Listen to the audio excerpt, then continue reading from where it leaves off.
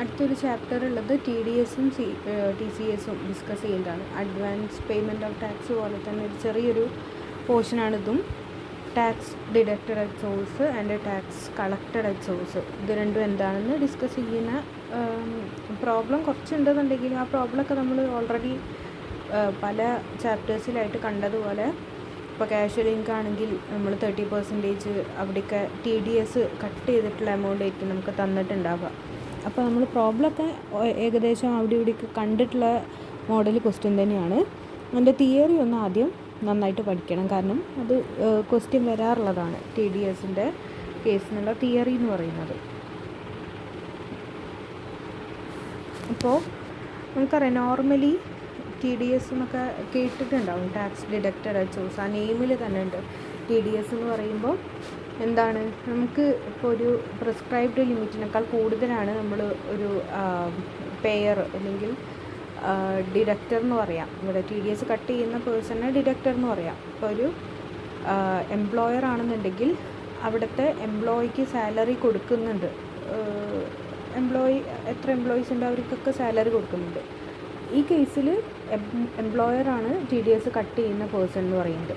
അതായത് ഓരോ എംപ്ലോയിക്കും എത്ര സാലറി ഒരു ഇയറിൽ നമ്മൾ കൊടുക്കുന്നുണ്ട് എന്നുള്ളത് എസ്റ്റിമേറ്റ് ചെയ്ത് നോക്കി, അത് ബേസിക് എക്സംഷൻ ലിമിറ്റിനേക്കാൾ കൂടുതലാണെന്നുണ്ടെങ്കിൽ, ആ എസ്റ്റിമേറ്റഡ് ഫിഗർ എക്സംഷൻ ലിമിറ്റിനേക്കാൾ കൂടുതലാണെന്നുണ്ടെങ്കിൽ നമ്മൾ എന്ത് ചെയ്യും, അവർക്ക് കൊടുക്കുന്ന സാലറിയിൽ നിന്ന് ഒരു പ്രിസ്ക്രൈബ്ഡ് എമൗണ്ട് നമ്മൾ കട്ട് ചെയ്തിട്ട് അത് ടാക്സ് ആയിട്ട് നമ്മൾ ഗവൺമെൻറ്റിലേക്ക് അടയ്ക്കും. അതായത് നമ്മൾ അവർക്ക് പേയ്മെൻറ്റ് കൊടുക്കുന്നതിന് മുന്നേ തന്നെ ടാക്സ് കട്ട് ചെയ്തതിന് ശേഷമായിരിക്കും നമ്മൾ കൊടുക്കുന്നുണ്ടാവുക.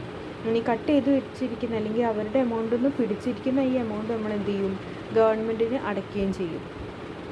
ഇതാണ് TDSൻ്റെ ഒരു ബേസിക് ആയിട്ടുള്ളൊരു എക്സാമ്പിൾ എന്ന് പറയുന്നത്. അപ്പോൾ ഇതുപോലെ സാലറീൻ്റെ കേസിൽ മാത്രമല്ല, പല പേയ്മെൻറ്റും ഒരു പ്രിസ്ക്രൈബ്ഡ് ലിമിറ്റിനേക്കാൾ എക്സീഡ് ചെയ്യുന്ന സമയത്തൊക്കെ നമ്മൾ TDS കട്ട് ചെയ്യുന്നുണ്ട്. അപ്പോൾ അത് ഏതൊക്കെ കേസാണെന്ന് നോക്കണം. അതുപോലെ TCS ഇതിൽ നിന്ന് എങ്ങനെയാണ് ഡിഫറൻഷ്യേറ്റ് ചെയ്തിരിക്കുന്നത് എന്നുള്ളതും കൂടെ നമ്മളൊന്ന് നോക്കണം. ഈ രണ്ട് ടേംസാണ് ഡിസ്കസ് ചെയ്യാനുള്ളത്. അപ്പോൾ TDS എന്ന് പറയുമ്പോൾ ടാക്സ് ഡിഡക്റ്റഡ് അറ്റ് സോഴ്സ് ആണ്. TCS ഈ ഒരു എക്സാമ്പിളിൻ്റെ ഈ ഒരു ടേബിൾ പഠിച്ചു വെച്ചാൽ എന്താ, ഇത് വെച്ചിട്ട് തന്നെ നമുക്ക് ഇതിലേതെങ്കിലും ഒന്ന് ചോദിക്കുകയാണെന്നുണ്ടെങ്കിലും എഴുതാവുന്നതേ ഉള്ളൂ. അപ്പോൾ TCS എന്ന് പറയുമ്പം ടാക്സ് കളക്റ്റഡ് അറ്റ് സോഴ്സുമാണ്. രണ്ടും രണ്ട് ടേമാണ്. ഇനി അതിൻ്റെ ഡിഫറൻസ് എന്ന് പറയുമ്പോൾ മെയിനായിട്ട് അതിൻ്റെ മീനിങ് അല്ലെങ്കിൽ അതിൻ്റെ പ്രൊസീജിയറിൽ വരുന്നൊരു ഡിഫറൻസ് ആണ്. TDS എന്ന് പറയുമ്പോൾ it implies the amount deducted from recipients income in the form of tax. നേരത്തെ പറഞ്ഞതുപോലെ റെസിപ്പിയൻറ്റ് ആരാണോ റിസീവ് ചെയ്യാൻ പോകുന്നത് അല്ലെങ്കിൽ നമ്മൾ ആർക്കാണോ ഈ പേയ്മെൻറ്റ് നടത്താൻ പോകുന്നത്, അവരുടെ ഇൻകത്തിൽ നിന്ന് നമ്മൾ ഡിഡക്റ്റ് ചെയ്യുന്ന എമൗണ്ടിനെയാണ് TDS എന്ന് പറയുന്നത്. ഓക്കെ, അപ്പോൾ ഇൻകം റിസീവ് ചെയ്യാൻ പോകുന്ന ആളെ നമ്മൾ റെസിപ്പിയൻ്റ് എന്ന് പറയുന്നത്. ആ റെസിപ്പിയൻറ്റിന് കിട്ടാനുള്ള ഇൻകത്തിൽ നിന്ന് നമ്മൾ എന്ത് ചെയ്യുന്നുണ്ട്, ഒരു സർട്ടൺ എമൗണ്ട് ഡിഡക്റ്റ് ചെയ്യുകയാണ് in the form of tax. Tax അവർക്ക് കിട്ടേണ്ട എമൗണ്ടിൽ അവർ ഓൾറെഡി എന്ത് ചെയ്യേണ്ടി വരും, അവർക്ക് അത്രയും എമൗണ്ട് കിട്ടിക്കഴിഞ്ഞാൽ ടാക്സ് അടയ്ക്കേണ്ടി വരും. അപ്പോൾ അതിന് മുന്നേ തന്നെ നമ്മൾ എന്ത് ചെയ്യാണ്, ഈ എമൗണ്ട് കൊടുക്കുന്ന സമയത്ത് തന്നെ ടാക്സ് ഡിഡക്റ്റ് ചെയ്തിട്ടാണ് നമ്മൾ കൊടുക്കുന്നത്. അപ്പോൾ അത്രയും എമൗണ്ടിന് മുകളിൽ അവർ വീണ്ടും ടാക്സ് അടയ്ക്കേണ്ട ആവശ്യമില്ല. ഫൈനലി നമ്മൾ ടാക്സ് കാണുന്ന സമയത്ത് TDS ഓൾറെഡി നമ്മൾ പേ ചെയ്തതാണെങ്കിൽ അത്രയും എമൗണ്ട് നമുക്ക് ലെസ് ചെയ്യാം നമ്മളുടെ ഇൻകത്തിൽ നിന്ന്. ഇനി TCS അതിൻ്റെ മീനിങ് എന്താ, the amount collected by the seller or company as tax. ഇതെപ്പോഴാണ് കട്ട് ചെയ്യുന്നത് അല്ലെങ്കിൽ കളക്ട് ചെയ്യുന്നത്, അവിടെ തന്നെ ഉണ്ട്, കളക്ട് ചെയ്യാണ്. ഇത് സെല്ലേഴ്സാണ് കളക്ട് ചെയ്യുന്നത്. മറ്റേതുപോലത്തെ പേയ്മെൻറ്റിൻ്റെ കേസിലല്ല, ഇവിടെ പേയ്മെൻറ്റിൻ്റെ കേസിലല്ല TCS ആപ്ലിക്കബിൾ ആവുന്നത്. TCS കളക്ട് ചെയ്യുന്നത് സെല്ലേഴ്സാണ്. ഓക്കെ, ഒരു സാധനം നമ്മൾ സെല്ല് ചെയ്യുന്ന സമയത്ത് ആ സമയത്ത് നമ്മൾ എന്ത് ചെയ്യാണ്, നമ്മൾ ഓൾറെഡി ആർക്കാണോ സെല്ല് ചെയ്യുന്നത് അല്ലെങ്കിൽ ആ ബയ്യർ ആരാണോ അവരുടെ കയ്യിൽ നിന്ന് നമ്മൾ ഈ ഒരു ടാക്സിൻ്റെ എമൗണ്ടും കൂടെ കളക്ട് ചെയ്യുന്നതിനെയാണ് നമ്മൾ TCS എന്ന് പറയുന്നത്. അപ്പോൾ TCS എന്ന് പറയുന്നത് കളക്ട് ചെയ്യുന്ന ആളെ സംബന്ധിച്ചിടത്തോളം ഒരു ഇൻകമാണ്, അവർക്ക് റിസീവ് ചെയ്യാണ്.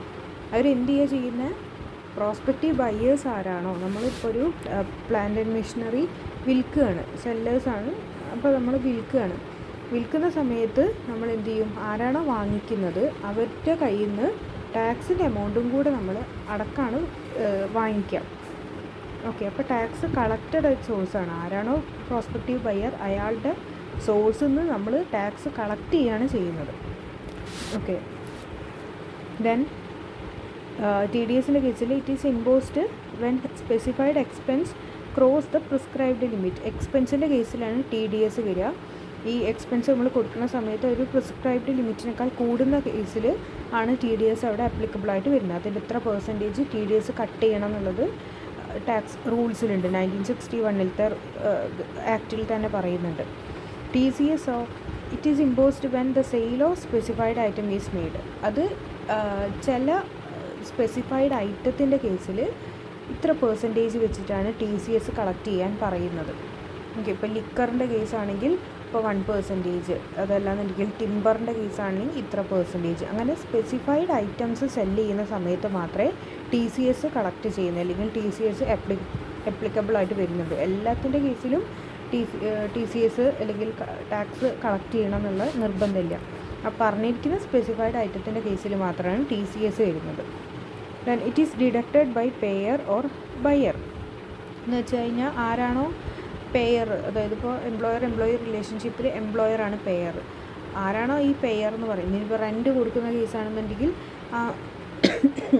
റെൻറ്റ് കൊടുക്കുന്ന ആളാണ് പേയർ എന്ന് പറയുന്നത്. അപ്പോൾ എക്സ്പെൻസ് ആരാണോ പേയ്മെൻറ്റ് നടത്താൻ പോകുന്നത് അയാളാണ് ടി ഡി എസ് കട്ട് ചെയ്യുന്നത്. ടി സി എസ് ആണെങ്കിൽ it is collected by the payee or seller എന്ന് പറഞ്ഞു കഴിഞ്ഞാൽ ആരാ? സെല്ലർ എന്ന് പറഞ്ഞു കഴിഞ്ഞാൽ സാധനം വിൽക്കുന്ന ആളാണ് എന്ത് ചെയ്യുന്നത്, ടി സി എസ് കളക്ട് ചെയ്യുന്നത്. ആരുടെ കയ്യിൽ നിന്ന്? പ്രോസ്പെക്റ്റീവ് ബയറിൻ്റെ കയ്യിൽ നിന്ന് കളക്ട് ചെയ്യുന്നത് സെല്ലറാണ്. ദെൻ ഇതിന് എക്സാമ്പിൾസ് അല്ലെങ്കിൽ ടി ഡി എസ് എപ്പോഴൊക്കെയാണ് ആപ്ലിക്കബിളായിട്ട് വരുന്നത് എന്നുള്ളതിന് 2-3 പോയിൻ്റ് കൊടുത്താണ്. അത് ഡീറ്റെയിൽഡായിട്ട് നോക്കാനുണ്ട്. സാലറി, ഇൻഷുറൻസ്, കമ്മീഷൻ പേയ്മെൻറ്റ് നടത്തുന്ന സമയത്ത്, ദെൻ കാഷ്വൽ ഇൻകത്തിൻ്റെ കേസിൽ, ഇൻട്രസ്റ്റിൻ്റെ കേസിൽ, ഇവിടെയൊക്കെയാണ് നമുക്ക് ടി ഡി എസ് കട്ട് ചെയ്യേണ്ട സിറ്റുവേഷൻസ് വരുന്നത്. ആൻഡ് ടി സി എസ് എപ്പോഴൊക്കെയാണ് നമുക്ക് കളക്ട് ചെയ്യേണ്ടത്? അത് നമ്മൾ പറഞ്ഞു, സ്പെസിഫൈഡ് ഐറ്റംസിൻ്റെ കേസിൽ മാത്രമാണ്, സെയിൽ നടത്തുമ്പോൾ മാത്രമാണ് ടി സി എസ് വരുന്നത്. അതിൽ വരുന്നത് sale of liquor, then tendu leaves, then timber, scrap, minerals, ഇങ്ങനെ പറഞ്ഞിരിക്കുന്ന സ്പെസിഫൈഡ് ഐറ്റത്തിൻ്റെ കേസിൽ, സെല്ലിങ്ങിൻ്റെ കേസിൽ മാത്രമാണ് ടി സി എസ് ആപ്ലിക്കബിളായിട്ട് വരുന്നത്. ഓക്കെ, അപ്പോൾ ഈ ടേബിൾ അങ്ങനെ പഠിച്ച് വയ്ക്കുക. അതായത് അതിൻ്റെ ഡിഫറൻസിൻ്റെ ടേബിൾ ആണെങ്കിലും അത് ഏതെങ്കിലും ഒന്ന് ചോദിക്കുകയാണെന്നുണ്ടെങ്കിലും നമുക്ക് ഡീറ്റെയിൽഡ് ആയിട്ടത് എഴുതാൻ കഴിയുന്ന രീതിയിൽ. ഇനി ഇപ്പോൾ നമ്മൾ ടി സി എസ് ആണെങ്കിലും ടി ഡി എസ് ആണെങ്കിലും ഒക്കെ കളക്ട് ചെയ്തു. അത് കളക്ട് ചെയ്ത് വെച്ചാൽ മാത്രം പോരാ, നമ്മളത് റിട്ടേൺ അടക്കം ഗവൺമെൻറ്റിന് ഫയൽ ചെയ്യണം. അപ്പോൾ അത് നമുക്ക് തോന്നുന്ന ഡേറ്റിലല്ല ഫയൽ ചെയ്യുക, അതിനൊക്കെ ഓൾറെഡി സെറ്റ് ചെയ്ത് വെച്ചിരിക്കുന്ന ഡേറ്റ് ഉണ്ട്. അപ്പം നമ്മളൊരു ഫിനാൻഷ്യൽ ഇയർ എടുത്ത് നോക്കുകയാണെങ്കിൽ അതിനെ നമ്മൾ 4 ക്വാർട്ടേഴ്സായിട്ട് ഡിവൈഡ് ചെയ്യുന്നുണ്ട്. അതായത് 3 മാസം വരുന്ന 4 ക്വാർട്ടേഴ്സ്. അപ്പോൾ ഒരു ഫിനാൻഷ്യൽ ഇയർ എപ്പോഴും സ്റ്റാർട്ട് ചെയ്യുക ഏപ്രിലാണ്. അപ്പോൾ ആദ്യത്തെ ക്വാർട്ടർ വരുന്നത് ഏപ്രിൽ, മെയ്, ജൂണാണ്. Next July, August, September. Next 3 month October, November, December, and another last one January, February, March. അപ്പോൾ ഇങ്ങനെ 4 ക്വാർട്ടേഴ്സായിട്ടാണ് നമ്മൾ ഡിവൈഡ് ചെയ്യുന്നത്. ഈ 4 ക്വാർട്ടേഴ്സിലും നമ്മൾ കളക്ട് ചെയ്യുന്ന ടി ഡി എസ് ഉണ്ടെങ്കിൽ, ഇപ്പോൾ ആദ്യത്തേത് നോക്കുകയാണെന്നുണ്ടെങ്കിൽ ഏപ്രിൽ, മെയ്, ജൂണിൽ നമുക്ക് ടി ഡി എസ് അല്ലെങ്കിൽ ടി സി എസ് അത് കളക്ട് ചെയ്യാന്നുണ്ടെങ്കിൽ അതിന് പേയ്മെൻറ്റ് നമ്മൾ ഗവൺമെൻറ്റിന് എന്ത് ചെയ്യണം? നമ്മൾ കളക്ട് ചെയ്തിരിക്കുന്ന എമൗണ്ട് അല്ലെങ്കിൽ ഡിഡക്റ്റ് ചെയ്തിരിക്കുന്ന എമൗണ്ട് ഗവൺമെൻറ്റിന് അടയ്ക്കണം. അല്ലാതെ പേയർക്ക് അല്ലെങ്കിൽ എംപ്ലോയർക്ക് അത് അയാളുടെ കയ്യിൽ വെക്കാനുള്ള റൈറ്റ് ഇല്ല. അപ്പോൾ ഇത് ഗവൺമെൻറ്റിന് എപ്പോഴാണ് അടയ്ക്കേണ്ടത്? ടി ഡി എസിൻ്റെ കേസിലാണെന്നുണ്ടെങ്കിൽ ഈ ആദ്യത്തെ ക്വാർട്ടറിൽ വരുന്ന ഒരു പേയ്മെൻ്റ് ആണെങ്കിൽ അത് നമ്മൾ 31 ജൂലൈനുള്ളിലാണ് അടയ്ക്കേണ്ടത്. അതായത് ജൂൺ കഴിഞ്ഞിട്ട് 1 മാസം വരെ സമയമുണ്ട്. ആ 1 മാസത്തിനുള്ളിൽ നമ്മൾ എന്ത് ചെയ്താൽ മതി? ടി ഡി എസ് ഫയൽ ചെയ്താൽ മതി. ഇനി അടുത്ത ജൂലൈ, ഓഗസ്റ്റ്, സെപ്റ്റംബറിൻ്റെ ഉള്ളിൽ വരുന്ന ഒരു ടി ഡി എസ് ആണെന്നുണ്ടെങ്കിൽ നമ്മളത് അടുത്ത ഒക്ടോബർ 31 അടച്ചാൽ മതി. ആൻഡ് ഒക്ടോബർ, നവംബർ, ഡിസംബറിൽ വരുന്ന ഏതെങ്കിലും ഒരു ടി ഡി എസ് ആണ് നമ്മൾ കളക്ട് ചെയ്ത് വെച്ചിരിക്കുന്ന, അതായത് ഡിഡക്റ്റ് ചെയ്ത് വെച്ചിരിക്കുന്ന ടി ഡി എസ് ആണെങ്കിൽ അത് അടുത്ത മാസം ജനുവരി 31 അടച്ചാൽ മതി. ആൻഡ് 31 മാർച്ചിനുള്ളിലുള്ളതാണെങ്കിൽ അത് 31 മെയ്യിൻ്റെ ഉള്ളിൽ അടച്ചാൽ മതി. ഇങ്ങനെയാണ് ഇതിൻ്റെ പ്രൊസീജിയർ വരുന്നത്. ലാസ്റ്റിലത്തത് മെയ്. ദെൻ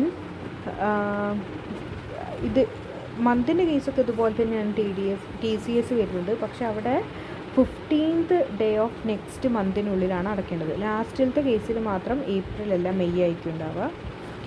ബാക്കി എല്ലാത്തിലും തൊട്ടടുത്ത മാസമാണ് നമുക്ക് ഡ്യൂ ഡേറ്റ് വരുന്നത്. ടി ഡി എസ് ആകുമ്പോൾ 31 ലാസ്റ്റ് വരെ നമുക്ക് സമയമുണ്ട്. TCS ആകുമ്പോൾ 15th, അതായത് ആ മാസത്തിൻ്റെ പകുതി ആകുമ്പോഴത്തേക്ക് നമ്മളത് അടച്ചിട്ടുണ്ടായിരിക്കണം. ഇതാണ് ഇതിൻ്റെ ഡ്യൂ ഡേറ്റ്. അതും ഒന്ന് പഠിച്ച് വെക്കണം. ഈ ഒരു ടേബിൾ തന്നെ പഠിച്ച് വെച്ചാൽ മതി.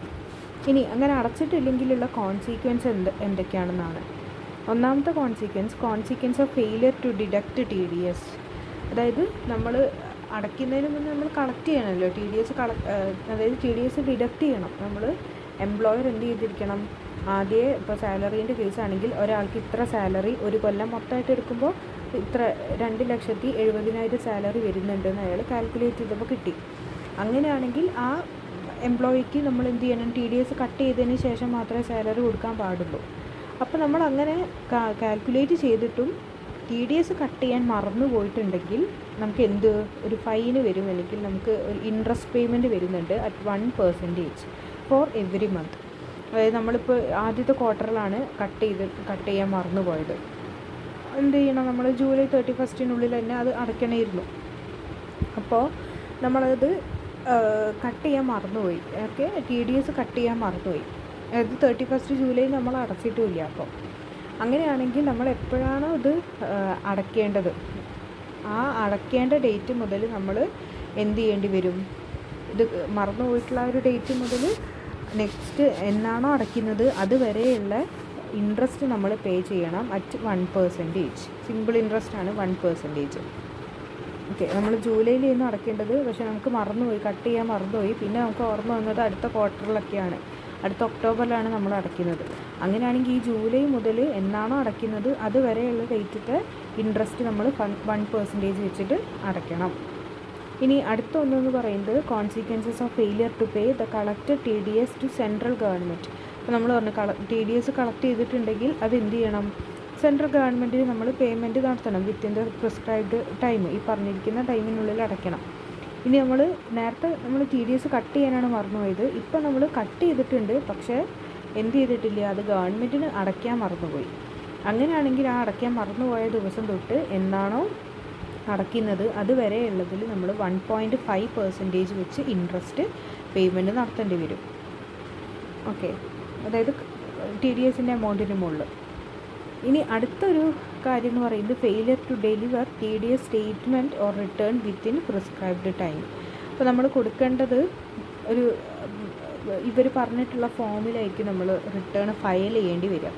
അപ്പോൾ നമ്മൾ ഡിഡക്റ്റ് ചെയ്തതെന്ന് വെച്ചാൽ TDS കട്ട് ചെയ്തിട്ടുണ്ട്, ഗവൺമെൻറ്റിന് അടയ്ക്കാൻ നമ്മൾ കറക്റ്റ് ഡേറ്റിന് തന്നെ അടച്ചിട്ടുണ്ട്. പക്ഷെ അടച്ചിരിക്കുന്നത് കറക്റ്റ് സ്റ്റേറ്റ്മെൻറ്റിലല്ല അല്ലെങ്കിൽ റിട്ടേണിലല്ല എന്നുണ്ടെങ്കിൽ അവിടെ നമുക്ക് ഫൈൻ വരുന്നുണ്ട്. ഇതിൻ്റെയൊക്കെ കൂടെ ഇംപ്രിസൺമെൻറ്റ് വരുന്നുണ്ട്. പക്ഷേ മെയിനായിട്ട് നമുക്ക് അതിൻ്റെ ഫൈനാണ് ഫോക്കസ് ചെയ്യേണ്ടത്. ഓക്കെ, അപ്പോൾ ഇങ്ങനെ സ്റ്റേറ്റ്മെൻറ്റ് അല്ലെങ്കിൽ റിട്ടേൺ നമ്മൾ ഫയൽ ചെയ്യാൻ മറന്നു പോയതാണെങ്കിൽ എന്തുണ്ടാകും, നമുക്ക് 200 rupees വെച്ചിട്ട് ഓരോ ദിവസത്തേക്കും പേയ്മെൻറ്റ് അല്ലെങ്കിൽ ഫൈന് അടയ്ക്കേണ്ടതായിട്ട് വരും. ഓക്കെ, അപ്പോൾ നമ്മൾ ഈ പറഞ്ഞതുപോലെ 31 ജൂലൈയിലൊക്കെ നമ്മൾ അടയ്ക്കേണ്ടത് ഒരു കറക്റ്റ് റിട്ടേണിലായിരിക്കും, അവർ പറഞ്ഞിരിക്കുന്ന ഫോമിലായിരിക്കും.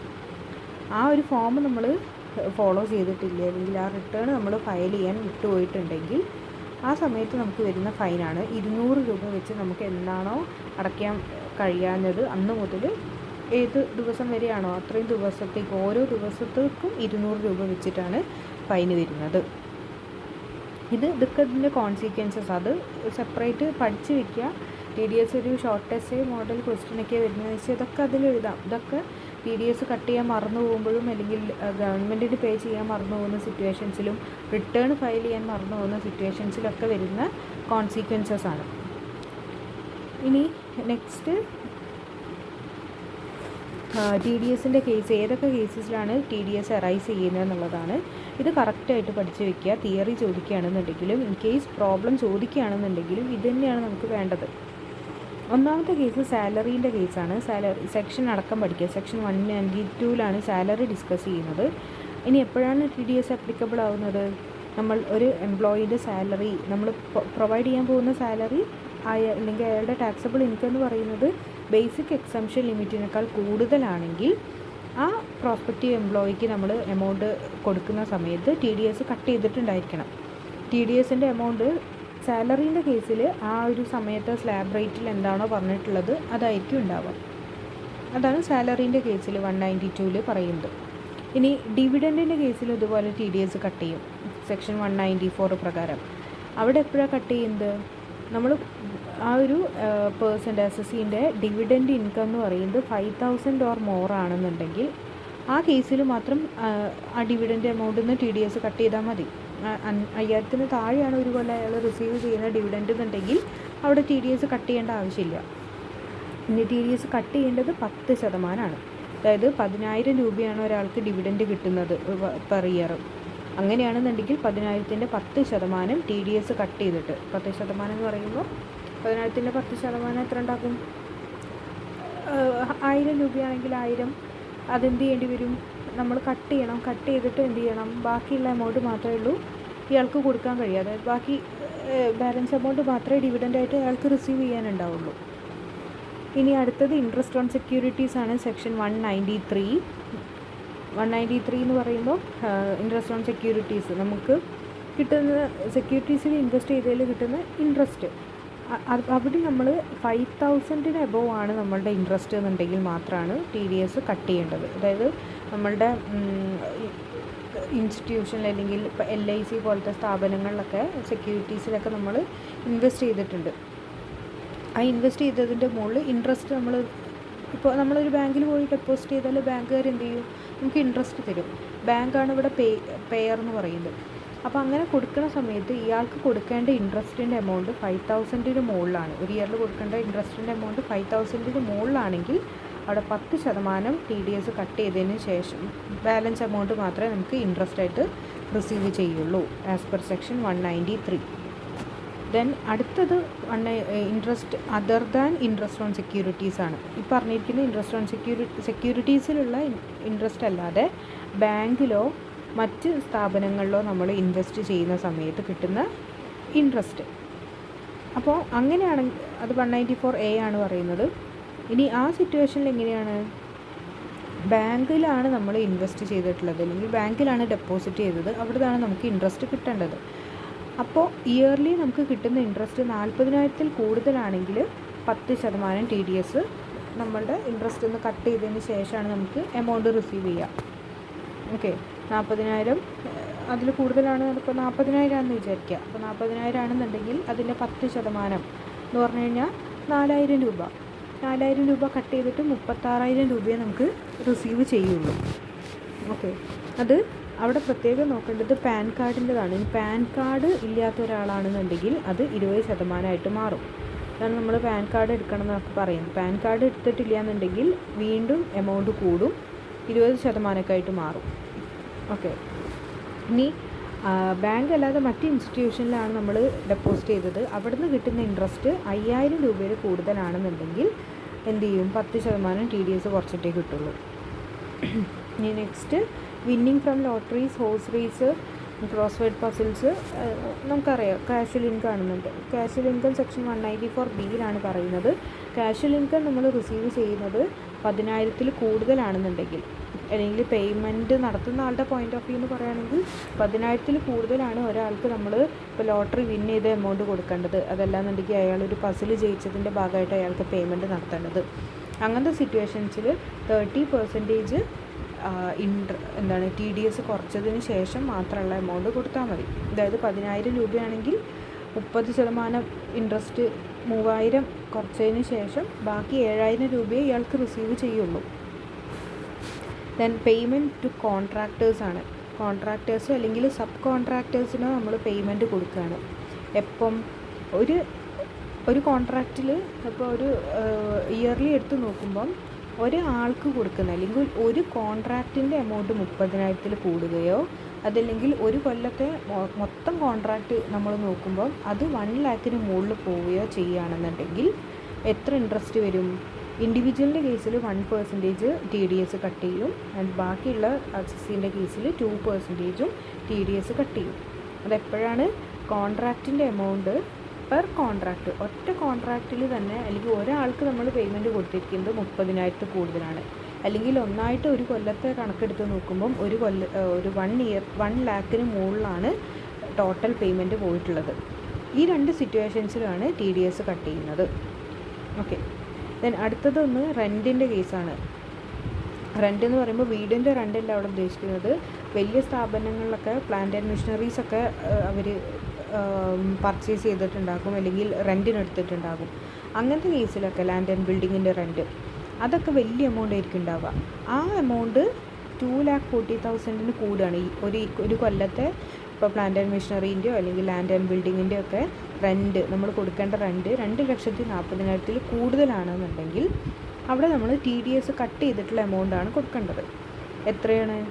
പ്ലാന്റ് ആൻഡ് മെഷീനറീൻ്റെ കേസിലാണെങ്കിൽ 2% TDS വരും. ആൻഡ് ബാക്കിയുള്ള സെറ്റിൻ്റെ കേസിലൊക്കെ 10% ആണ് വരുന്നത്. അതായത് അത്രയും കട്ട് ചെയ്തിട്ട് ബാക്കി എമൗണ്ട് റെൻ്റായിട്ട് കൊടുക്കുള്ളൂ. ദെൻ നെക്സ്റ്റ് ഇൻഷുറൻസ് കമ്മീഷനാണ്. ഇൻഷുറൻസ് കമ്മീഷൻ 194D ആണ് സെക്ഷൻ. ഇൻഷുറൻസ് കമ്മീഷൻ പറയുന്നത് 15,000 കൂടുതലാണ് ഇൻഷുറൻസ് കമ്മീഷൻ എന്നുണ്ടെങ്കിൽ കമ്പനിക്ക് 10% TDS കട്ട് ചെയ്തതിന് ശേഷം കൊടുക്കുള്ളൂ. ആൻഡ് അതേഴ്സ് പാർട്ടി ആണെന്നുണ്ടെങ്കിൽ 5% TDS കട്ട് ചെയ്തിട്ട് ബാക്കി എമൗണ്ട് ഇൻഷുറൻസ് കമ്മീഷനായിട്ട് കൊടുക്കുള്ളൂ. Then fees four professional service ചെയ്തിട്ട് കിട്ടുന്ന ഫീസ് അല്ലെങ്കിൽ അതിൻ്റെ ഭാഗമായിട്ട് നമ്മൾ കൊടുക്കേണ്ട ഫീസ്, ആ ഫീസ് 30,000 കൂടുതലാണ്. ഒരു ഇയർലി നമ്മൾ എന്തെങ്കിലും ഒരു പ്രൊഫഷണൽ സർവീസ് അക്വയർ ചെയ്തു, അവർക്ക് കൊടുക്കേണ്ട ഫീസ് 30,000 കൂടുതലാണെന്നുണ്ടെങ്കിൽ 10% TDS കുറച്ചിട്ട് ബാക്കി എമൗണ്ട് നമ്മൾ കൊടുക്കുള്ളൂ. Then purchase of property. ഒരു പ്രോപ്പർട്ടി നമ്മൾ പർച്ചേസ് ചെയ്യുകയാണ്, 50 ലക്ഷത്തിന് മുകളിൽ വരുന്ന ഒരു പ്രോപ്പർട്ടിയാണ് നമ്മൾ പർച്ചേസ് ചെയ്യുന്നത്. അങ്ങനെയാണെന്നുണ്ടെങ്കിൽ 50 ലക്ഷത്തിന് മുകളിൽ എക്സ്ട്രാ എത്ര എമൗണ്ടാണ് വന്നിട്ടുള്ളത് അതിൻ്റെ 0.1% TDS കുറച്ചിട്ട് ബാക്കി എമൗണ്ടാണ് നമ്മൾ പേയ്മെൻറ്റായിട്ട് നടക്കുക. അപ്പോൾ ഇത് ഈ കറക്റ്റായിട്ട് നമ്മൾ ഈ ഒരു ടേബിൾ പഠിച്ച് വെക്കുക. ഇതിൽ ഏകദേശം നമുക്ക് ഓരോ പ്രോബ്ലത്തിലൊക്കെ നമ്മൾ കണ്ടിട്ടുണ്ടാകും TDS എങ്ങനെയാണ് കട്ട് ചെയ്യുന്നത്. നെറ്റ് എമൗണ്ടാണ് നമുക്ക് ഫൈനലി തന്നതെന്നുണ്ടെങ്കിൽ TDS കുറച്ചിട്ടുള്ള എമൗണ്ടാണ് നമുക്ക് തന്നതെന്നാണ് ഉദ്ദേശിക്കുന്നത്. നമ്മളെപ്പോഴും ടോട്ടൽ ഇൻകം കാണുന്ന സമയത്ത് ഗ്രോസ് ഇൻകമാണ് നമുക്ക് വേണ്ടി വരിക. ഇപ്പോൾ TDS കട്ട് ചെയ്തതിന് ശേഷമുള്ളതാണ് തന്നതെന്നുണ്ടെങ്കിൽ എന്ത് ചെയ്യേണ്ടി വരും? നമ്മൾ അതിനെ ഗ്രോസ് അപ്പ് ചെയ്യേണ്ടി വരും. അതായത് 30 കാഷ്വൽ ഇൻകത്തിൻ്റെ കേസിലാണെങ്കിൽ 30% TDS കുറച്ചിട്ടുള്ള എമൗണ്ടാണ് തന്നതെന്നുണ്ടെങ്കിൽ നമ്മൾ എന്ത് ചെയ്യും? അതിൻ്റെ 30% കൂടെ കണ്ടിട്ട് നമുക്ക് ആഡ് ചെയ്യാം, അല്ലെങ്കിൽ ബാലൻസ് 70% കൂടെ നമുക്ക് ആഡ് ചെയ്തിട്ട് അതിനെ 100%-ലാക്കണം, ഗ്രോസ് അപ്പ് ചെയ്യണം. ഗ്രോസ് അപ്പ് ചെയ്ത എമൗണ്ടാണ് നമ്മൾ ടോട്ടൽ ഇൻകം കാൽക്കുലേഷനിലേക്ക് എടുക്കുക. ഇനി നെറ്റ് എമൗണ്ട് അല്ല, ഗ്രോസ് എമൗണ്ട് തന്നെയാണ് തന്നതെന്നുണ്ടെങ്കിൽ വീണ്ടും ഗ്രോസ് അപ്പ് ചെയ്യേണ്ട ആവശ്യമില്ല. അതുപോലെ TDS ഓൾറെഡി നമ്മൾ പേ ചെയ്തു എന്ന് പറയുകയാണെങ്കിൽ ആ കൊല്ലത്തെ ടാക്സ് ലയബിലിറ്റി കാണുന്ന സമയത്ത് നമുക്ക് ആ TDSൻ്റെ എമൗണ്ട് കുറയ്ക്കാം. കാരണം ഓൾറെഡി അത്രയും ഡിഡക്റ്റ് ചെയ്തിട്ടാണ് നമുക്ക് കയ്യിൽ കിട്ടിയിട്ടുള്ളത്. വീണ്ടും അതിൻ്റെ മുകളിൽ ടാക്സ് അടയ്ക്കേണ്ട കാര്യമില്ല. അപ്പോൾ അത് പ്രോബ്ലം ജസ്റ്റ് 1-2 എക്സാമ്പിൾ നോക്കാം. ഇതാണ് ഇതിൻ്റെ ഒരു ടേബിൾ നമ്മൾ പഠിക്കേണ്ടത്. ദെൻ ഒരു 2-3 പോയിൻ്റ് കൂടെ നോക്കാനുള്ളത് സെക്ഷൻ 203 എന്താണെന്നുള്ളതാണ്. അത് സാലറീൻ്റെ കേസിലാണെന്നുണ്ടെങ്കിൽ നമ്മളീ പറഞ്ഞിരിക്കുന്ന റിട്ടേൺ ഫയൽ ചെയ്യേണ്ടത് ഫോം നമ്പർ 16-ലാണ്. അതല്ലാത്ത ബാക്കി എല്ലാ കേസിലും TDS ഫയൽ ചെയ്യേണ്ടത് ഫോം നമ്പർ 16A-യിലുമാണ്. ദെൻ 203A സെക്ഷൻ ഡിസ്കസ് ചെയ്യുന്നത് ഏതൊരു അസസി ആണെന്നുണ്ടെങ്കിലും അല്ലെങ്കിൽ ഈ TDS റിലേറ്റഡ് ആയിട്ടുള്ള ഒരു പേഴ്സൺ ആണെന്നുണ്ടെങ്കിലും, അതായത് എംപ്ലോയർ ആയിരിക്കാം, എംപ്ലോയി ആയിരിക്കാം, പേയർ ആയിരിക്കാം, പേയി ആയിരിക്കാം, ഇനി സെല്ലർ ആയിരിക്കാം, ബയ്യർ ആയിരിക്കാം, ആരാണെന്നുണ്ടെങ്കിലും TDS കട്ട് ചെയ്യുന്നതോ അല്ലെങ്കിൽ കളക്ട് ചെയ്യുന്നതോ ആയിട്ടുള്ള ആൾക്കാർ എന്ത് ചെയ്തിട്ടുണ്ടായിരിക്കണം? ടാൻ നമ്പർ എക്വയർ ചെയ്തിട്ടുണ്ടായിരിക്കണം. ടാൻ നമ്പർ എന്ന് പറയുമ്പം tax deducted and collected account number എന്നാണ് പറയുന്നത്, ടാൻ നമ്പർ. അപ്പോൾ ആ ടാൻ നമ്പർ ഉള്ള ഒരാൾക്ക് മാത്രമേ TDS കട്ട് ചെയ്യാനും കളക്ട് ചെയ്യാനൊക്കെ ഉള്ള റൈറ്റ് ഉള്ളൂ. Then sum deducted shall be deposited with government within 7 days from the date end of the month in which tax deducted. പിന്നെ ഒരു കാര്യം നോക്കേണ്ടത്, നമ്മൾ പറഞ്ഞു ഗവൺമെൻറ്റിന് ഇത് അടയ്ക്കണം, സെൻട്രൽ ഗവൺമെൻറ്റിന്. എപ്പോഴാണ് അടയ്ക്കേണ്ടത്? Within 7 days from the end of month in which tax deducted. നേരത്തെ നമ്മൾ പറഞ്ഞിട്ടുള്ളത് റിട്ടേൺ ഫയൽ ചെയ്യേണ്ട ഡ്യൂ ഡേറ്റ്സ് ആണ്. ഇവിടെ ഇപ്പോൾ പറഞ്ഞിട്ടുള്ളത് നമ്മൾ ടാക്സ് ഡിഡക്റ്റ് ചെയ്തിട്ട് അത് ഗവൺമെൻറ്റിന് അടയ്ക്കേണ്ട ലാസ്റ്റ് ഡേറ്റ് ആണ്, അല്ലെങ്കിൽ ആ ഒരു ടൈം പീരീഡാണ് പറഞ്ഞിട്ടുള്ളത്. ഇത്രയാണ് TDSൻ്റെ കേസിലും TCSൻ്റെ കേസിലും തിയറി ആയിട്ട് പഠിക്കാനുള്ളത്. 1-2 പ്രോബ്ലം ആയിട്ട് പിന്നെ നോക്കാം, ജസ്റ്റ് ഒരു എക്സാമ്പിൾസ് മാത്രമായിട്ട് നോക്കാം.